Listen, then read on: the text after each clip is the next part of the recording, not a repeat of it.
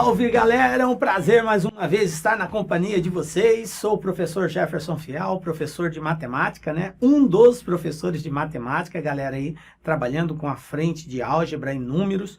E mais especificamente nós estamos trabalhando as grandezas proporcionais, né? Então a gente já tem aí uma série de aulas sequenciais e vamos dar continuidade ao estudo de grandezas proporcionais.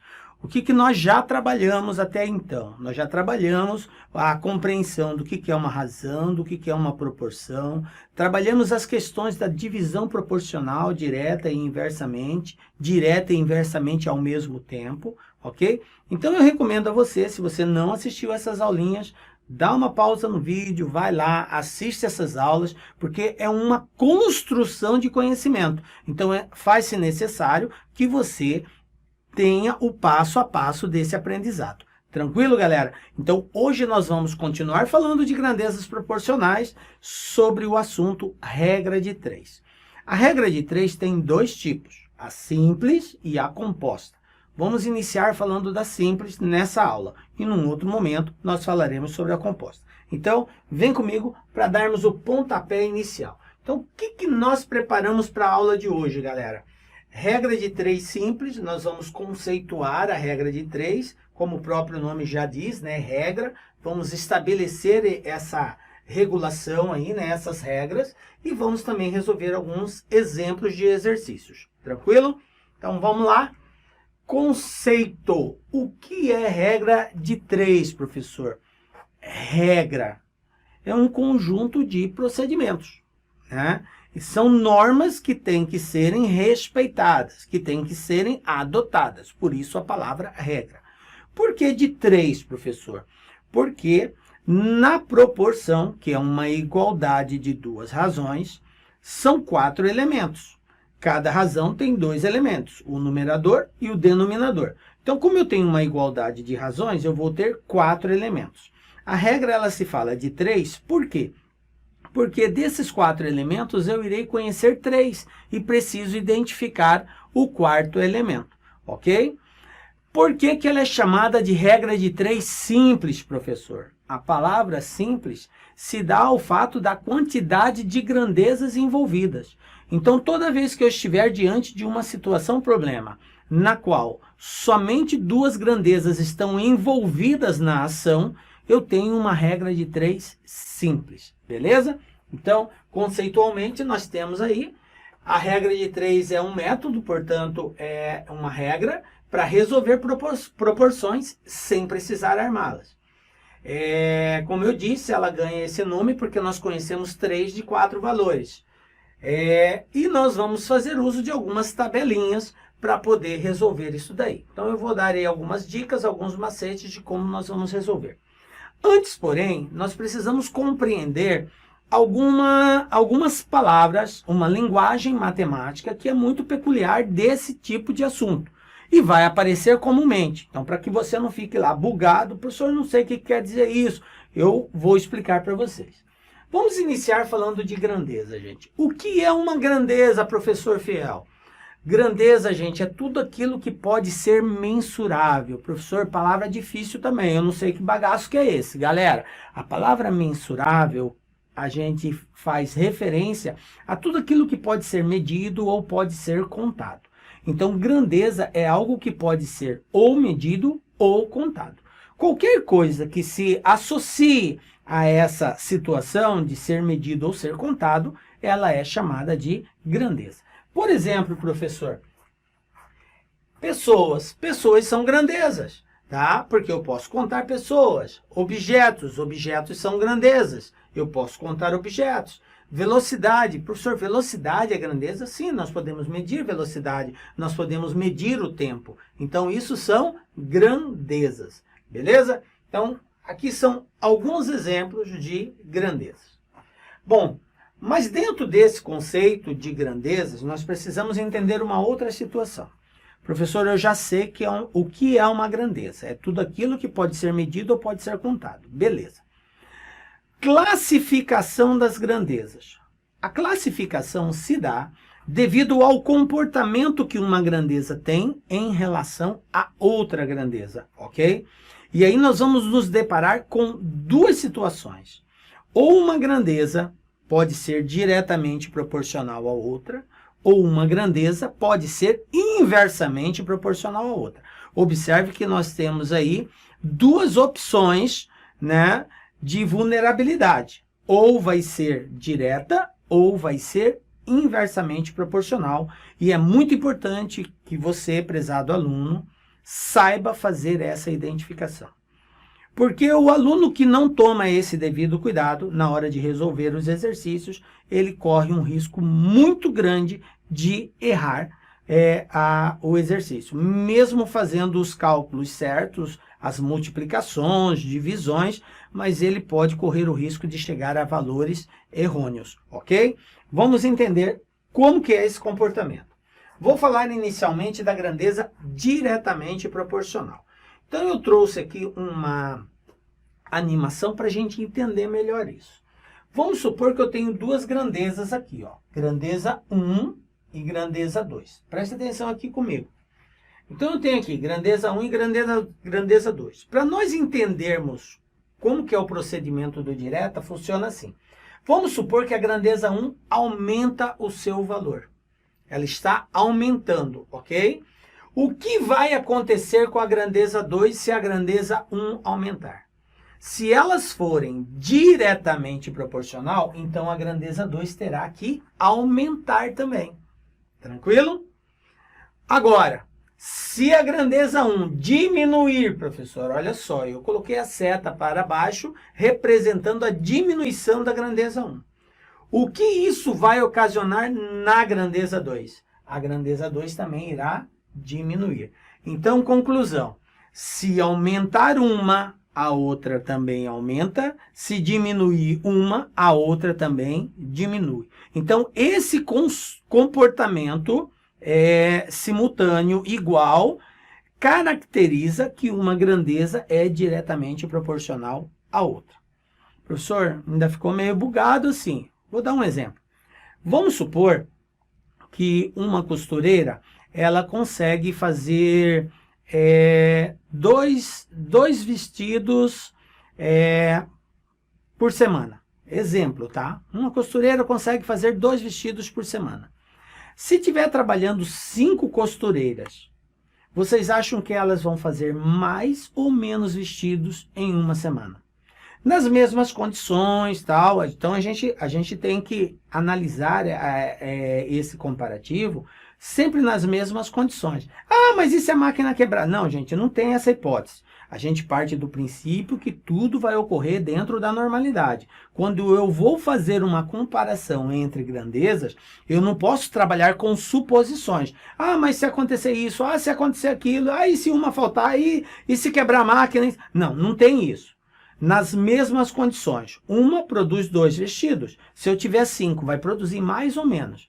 Ah, correto, muito bem falado, vai produzir mais. Então, conclusão, a quantidade de costureiras, a grandeza, a quantidade de costureiras é diretamente proporcional à quantidade de vestidos produzidos. Quanto mais costureiras, mais vestidos são produzidos. Quanto menos costureiras, menos vestidos são produzidos. Entenderam? Então, isso que é grandeza diretamente proporcional.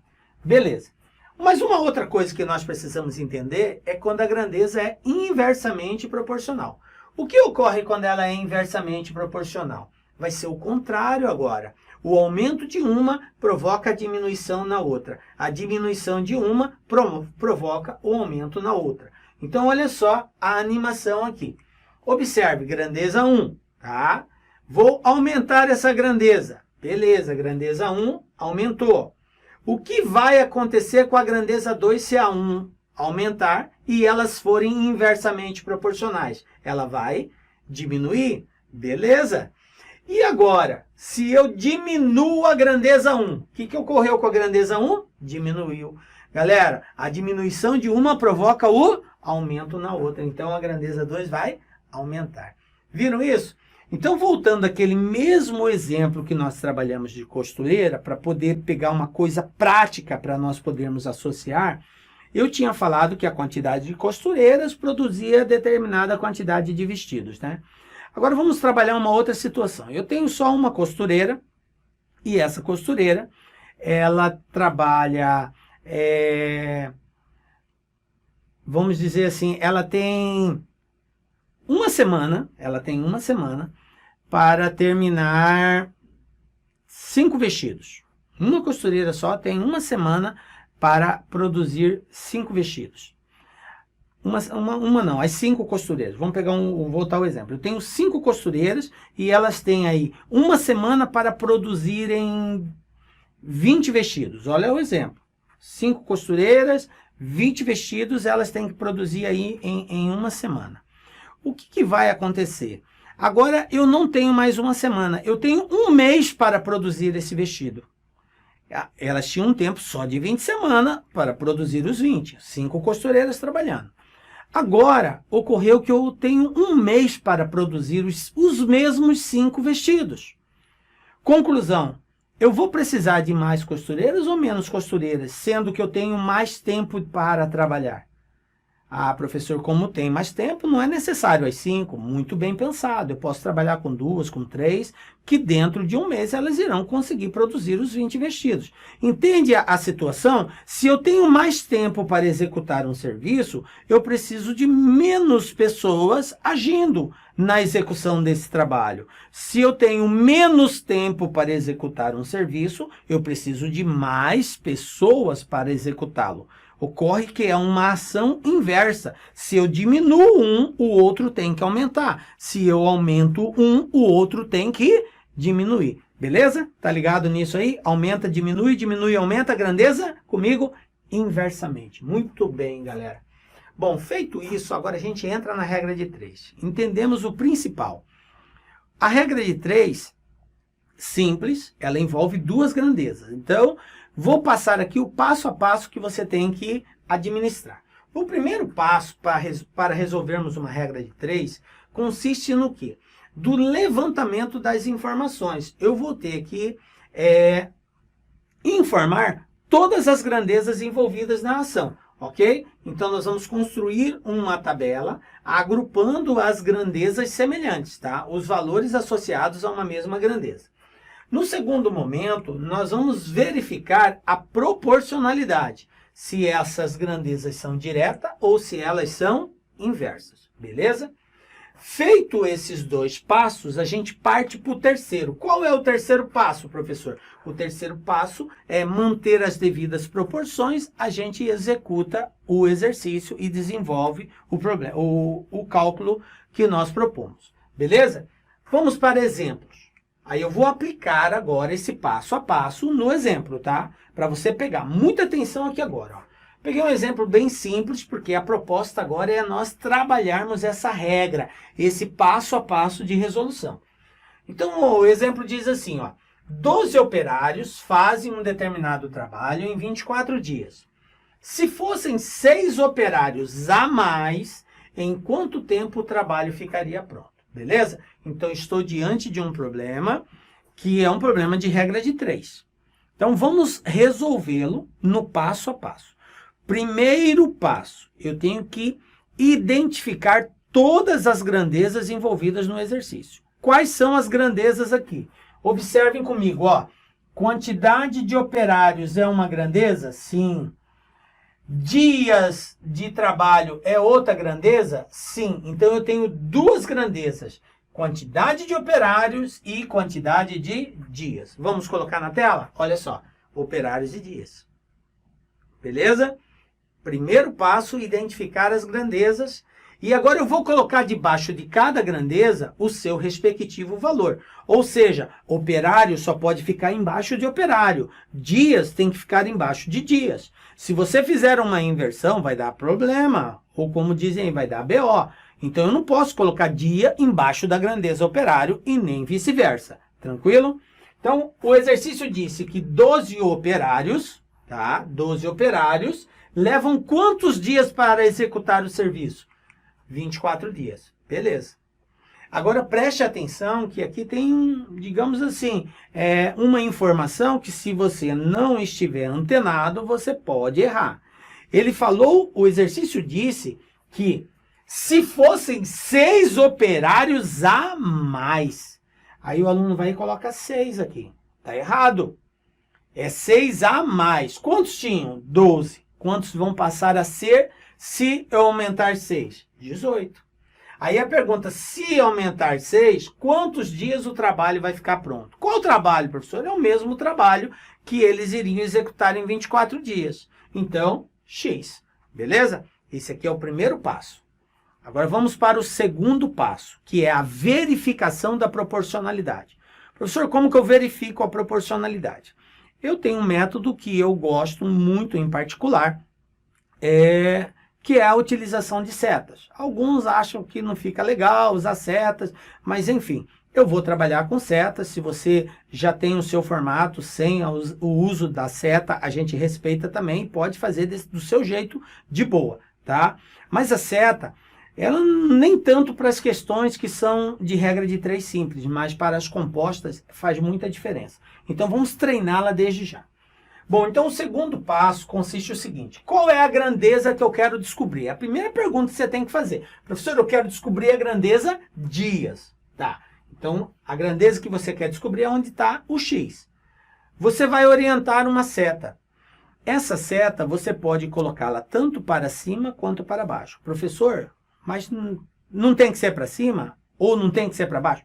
A primeira seta, você é que determina o sentido, ou de baixo para cima ou de cima para baixo. Tanto faz, ok?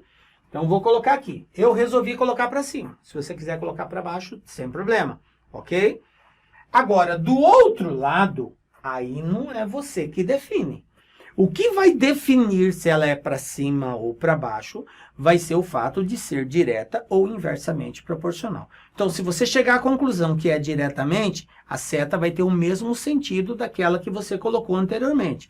Se você chegar à conclusão que elas são inversa, a seta terá sentido contrário. Beleza? Então, vamos lá. Como que eu descubro isso, professor? Fazendo a pergunta, conversando, batendo um lero-lero com o exercício. É assim mesmo, bater um papo com ele.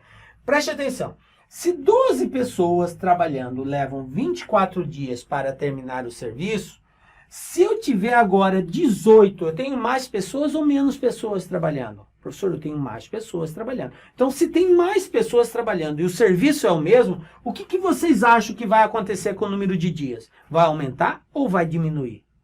Exatamente, vai diminuir. Quanto mais pessoas trabalhando, mais rápido se termina o serviço. Então, se aumenta aqui, diminui lá. E o que acontece quando aumenta uma, diminui a outra? Inversamente proporcional. Então, a seta vai ser para baixo. Aí, galera, aqui tem um esquema. Quando as grandezas... Porque aí você pode perguntar, né? Professor, mas o que tem a ver ser direta ou ser inversamente proporcional? O fato de você identificar se é uma ou outra é simplesmente para que você, agora, ao aplicar o terceiro passo, dê o passo de acordo com a proporcionalidade. Então, nós vamos combinar assim. Toda vez que for inversamente proporcional, nós vamos multiplicar assim, direto, ó. O de cima multiplica o de cima, que é o 12 multiplica o 24, o 18 multiplica o x. Inversamente proporcional, multiplicação direta. Repita comigo aí, ó. Inversamente proporcional, multiplicação direta. Beleza? E aí vamos multiplicar. 18 vezes x e o 12 vezes 24. Aí daqui para frente, né? Equação simples do primeiro grau. Multiplica, né? 12 vezes 24 dá 288. Passo 18 dividindo. 288 dividido por 18, 16. Pronto. Nós vamos levar 16 dias para terminar o serviço. Beleza? Pegou? Mais um exemplo para a gente fechar. Olha só. Em um supermercado, uma embalagem com certa quantidade de frios fatiados estava com a etiqueta abaixo sem a informação do preço por quilo. O preço aproximado de 1 quilo desse produto é... Ele quer saber o preço de 1 quilo. Aí a etiqueta está aqui, galera.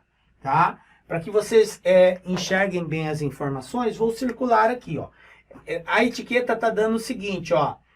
0,160 quilogramas custa R$ 3,66. Então, R$ 3,66, 3,66 é referente a 0,160 quilogramas, ok? Beleza? Bom, a pergunta é, 1 quilo vai custar quanto? Gente, vamos lá. Eu tenho o quilo e eu tenho o valor do quilo. Então, o que eu sei de informação? Que 0,160 custa 3,66, beleza? Aí eu tenho que 1 quilo vai custar X. Vamos verificar as proporcionalidades? Então, ó, orienta a seta na grandeza que você quer descobrir, tanto faz para cima ou para baixo. E aí verifica a outra se é direta ou se é inversa. O que acontece se eu aumentar a quantidade de frios? Se eu aumento a quantidade que eu estou comprando, certamente eu vou pagar mais caro. Então, o aumento de uma provoca aumento na outra. Se o aumento provoca aumento, então elas são diretamente proporcionais. Então, a seta, obrigatoriamente, tem que ter o mesmo sentido da anterior. Beleza? Bom, quando era inversa, qual foi o procedimento que nós adotamos? Multiplicação direta. Agora, como é diretamente proporcional, nós vamos fazer a multiplicação cruzada. Isso mesmo. Inversamente, multiplicação direta. Diretamente, multiplicação cruzada. Beleza? Então, quer dizer que o 160 vai multiplicar o x e que o 1 vai multiplicar o 3,66. E aí nós damos sequência, né? 160 vezes x, né? Eu tenho aqui. E tenho também o 3,66 vezes 1. Bom, 3,66 vezes 1 é ele mesmo, né? E aí eu passo dividindo 0,160 e aí efetuamos esse cálculo, a gente vai encontrar 22,87. Observem que ele falou aqui em preço aproximado. Preço aproximado. Então, quero chamar a atenção de vocês para como fazer essa questão de preço aproximado. Olha só, galera. Nós temos o seguinte, ó. A resposta nossa foi 22,87. Essa resposta não está na alternativa. Então, como regra de arredondamento, a gente trabalha assim. Você quer arredondar uma casa, você quer arredondar 2 casas. Aí eu quero arredondar uma casa só depois da vírgula. Beleza, eu só quero que tenha uma casa. Se você quer arredondar só uma casa depois da vírgula, você vai olhar para esse cara aqui, ó, que é a segunda casa. Então, a regra diz assim, se aqui for 5 ou mais de 5, 6, 7, 8 ou 9, o que acontece com o cara que vem antes? Você aumenta uma unidade nele. Se aqui for menos que 5, 4, 3, 2, 1 ou 0, você mantém o cara que está aqui. Entenderam a regra de arredondamento? Então, se a casa posterior for 5 ou mais, você aumenta uma unidade na anterior. Se for menos que 5, você mantém ela do jeito que está.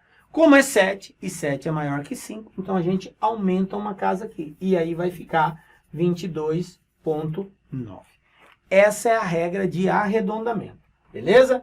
Então nós vamos agora, sabendo que ao arredondarmos, vamos encontrar 22,9, ver qual é a alternativa de destaque lá, né? Então, voltando aqui para a tela, resposta, letra E. Tranquilo? Beleza? Gente, assim chegamos ao final da nossa aula, tá? Deixo aqui os contatos, se vocês forem tendo dúvida, não se acanhe, pode mandar pergunta, tem aqui meu WhatsApp também, se vocês quiserem mandar no particular alguma dúvida, pode mandar, estou sempre à disposição para ajudá-los. Só peço que se identifique lá, né, nome e tal, é muito bacana essa nossa interação aí. E aí mostra a sua dúvida, coloca qual é o exercício, que a gente vai estar retornando e dando todo o suporte para vocês, beleza? Fiquem com Deus, nos encontramos na próxima, com a graça de Deus, porque só Ele nos dá a certeza de estarmos aqui. Um beijo forte no coração de vocês e até a próxima. Tchau, galera!